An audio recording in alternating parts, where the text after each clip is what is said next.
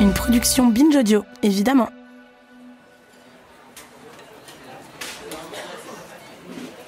Lily naît à Wuhan, ville du centre de la Chine, au début des années 80. Elle grandit dans une famille de classe moyenne et est décrite comme une adolescente normale. Scolairement, elle est même plutôt douée.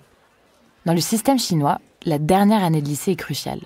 Les étudiants doivent passer l'équivalent du bac, mais aussi un concours d'entrée à l'université. Leur avenir est donc déterminé par leur classement, avec à la clé pour les meilleurs, la possibilité d'aller étudier à l'étranger.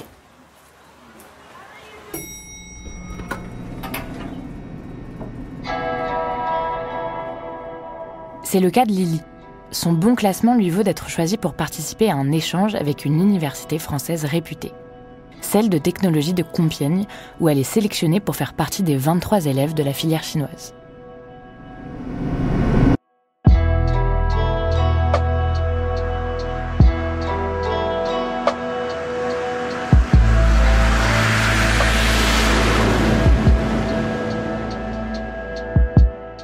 Un bond de 13 000 km et une immersion dans une nouvelle culture pour celles qui disposent, en tout et pour tout, d'un visa étudiant et d'une série de cours intensifs en français.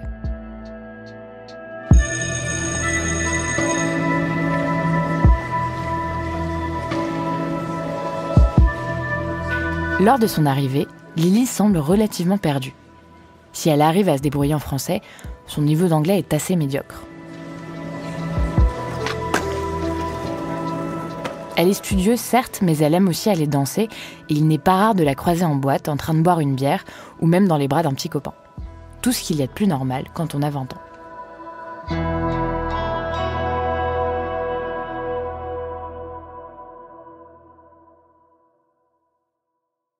Au cours de ses 3 premières années d'études, Lily se spécialise en génie des systèmes mécaniques et doit faire un stage pour valider sa licence. Nous sommes au début de l'année 2005, et la jeune fille de 23 ans décide de l'effectuer chez Valeo. L'industrie automobile va vite, très vite. Et c'est dans ce paysage que Valeo enrichit son savoir-faire. Valeo a bien 90 ans, mais au regard de l'histoire, son aventure ne fait que commencer.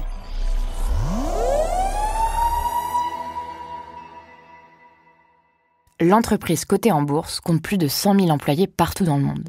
Et justement en 2005, elle réalise un bénéfice net de plus de 148 millions d'euros. Lily ne choisit pas ce stage. C'est l'entreprise, en partenariat avec son école, qui vient directement la chercher.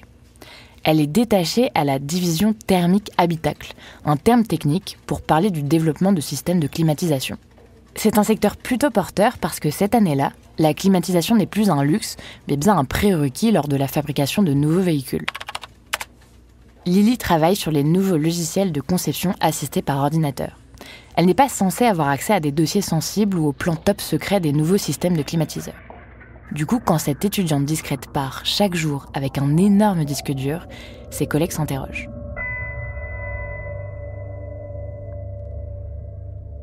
Au bout de quelques mois, les suspicions se renforcent.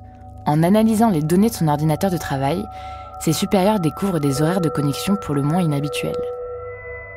Mais surtout, certains fichiers stockés sur sa machine ont tout simplement disparu.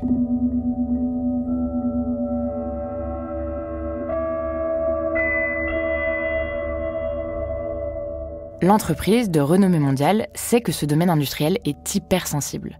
C'est sans doute pour ça qu'elle est si rapide à agir.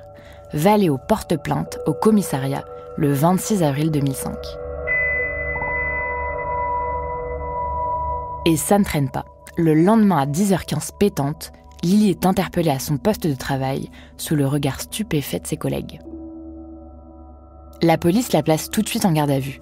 Lors de la perquisition du studio qu'elle partage avec son copain, les agents trouvent 3 disques durs et 6 ordinateurs super puissants, avec à l'intérieur ces fameux documents qu'elle avait effacés de son ordinateur de travail, une fois copiés.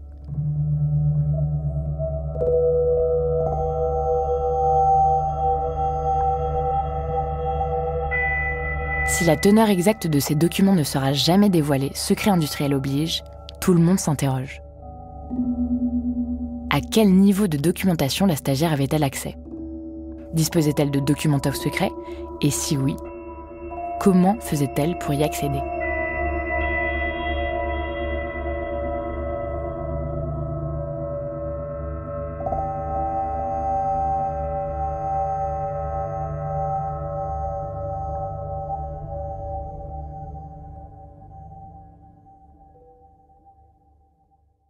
Alors qu'elle est en garde à vue, l'étudiante plaide le quiproquo.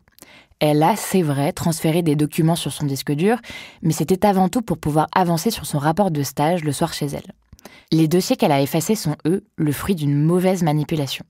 Elle n'a pas compris le sens de la clause de confidentialité signée au début de son stage et explique aux enquêteurs l'avoir lu vite fait. Mais la théorie de Lily est vite mise à mal par son petit ami, interrogé à son tour. Il dément formellement l'avoir vue travailler chez eux le soir, faisant ainsi chanceler son principal alibi. L'officier de police judiciaire, qui prend la déposition de Lily, raconte qu'il a face à lui une jeune femme particulièrement bien entraînée. Faussement naïve, elle maîtrise parfaitement sa version et semble très calme.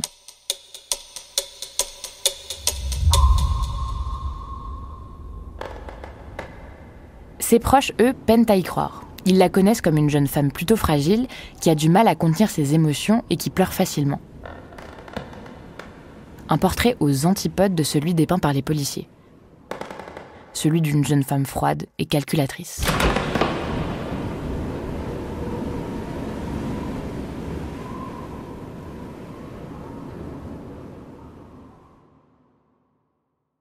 Face à toutes ces incohérences, Lily est mise en examen pour abus de confiance et accès frauduleux à un système informatique.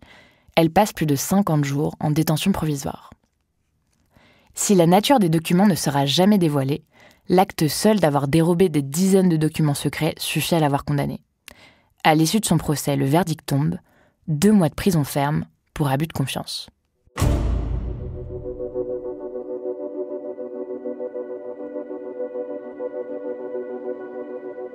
Si pour Lily, l'affaire s'arrête là, elle est en fait la première d'une longue série d'histoires de contre-espionnage avec les renseignements chinois. Car si les Russes viennent chercher des renseignements militaires en France, la Chine, elle, s'intéresse à notre savoir-faire industriel. Innovation dans le secteur automobile, sous-marin nucléaire ou avion Airbus, la 2e puissance mondiale ne veut pas se laisser distancer par l'Europe. La Chine se rêve en leader. Et pour ça, elle n'hésite pas à utiliser une botte secrète, les étudiants.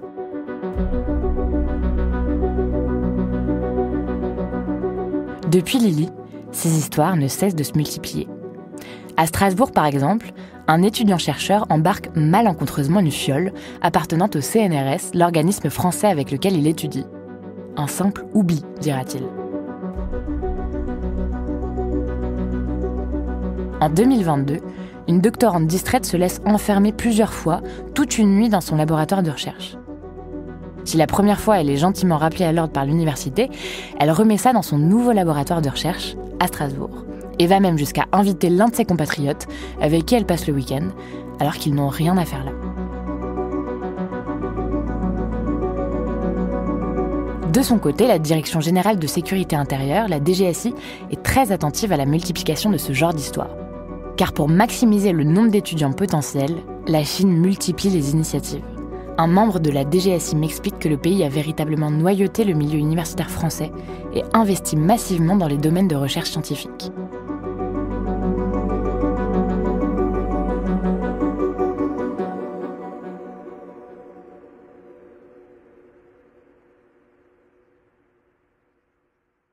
Depuis une dizaine d'années, les partenariats scolaires ont doublé et le pays finance de nombreux programmes d'échange.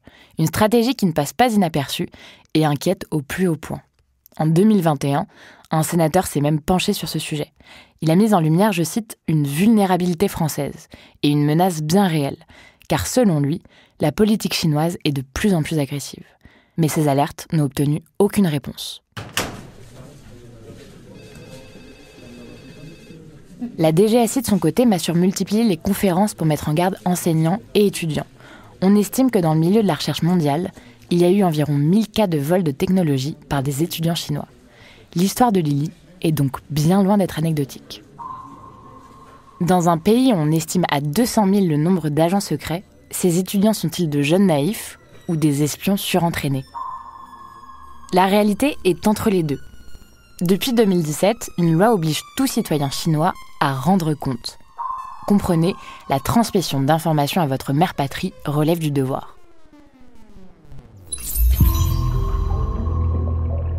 Chaque étudiant boursier se rend ainsi à l'ambassade de Chine pour faire le point sur l'avancée des travaux. On joue sur la corde sensible avec certains en leur expliquant qu'il est important de collaborer au développement économique du pays. Il faut bien pouvoir défendre ses intérêts. Pour d'autres, on va plutôt faire pression. Si l'étudiant refuse de remettre des informations, sa bourse sera supprimée. Ou pire, son visa étudiant annulé. Il rentrera au pays sans perspective et sera peut-être mis au banc de la société.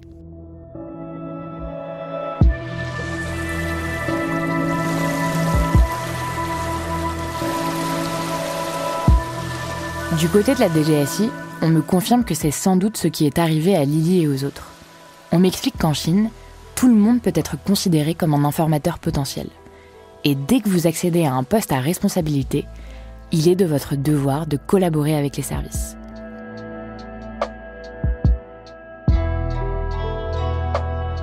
Avec environ 50 000 étudiants chinois en échange en France, cela donne pas mal de pain sur la planche au service secret français.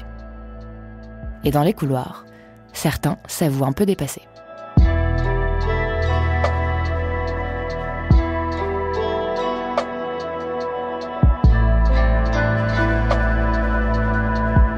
Autrice, Licia Mézenc. Narratrice, Juliette Livartowski. Réalisateur, Paul Berthiaud. Productrice, Charlotte Bex et Juliette Livartowski.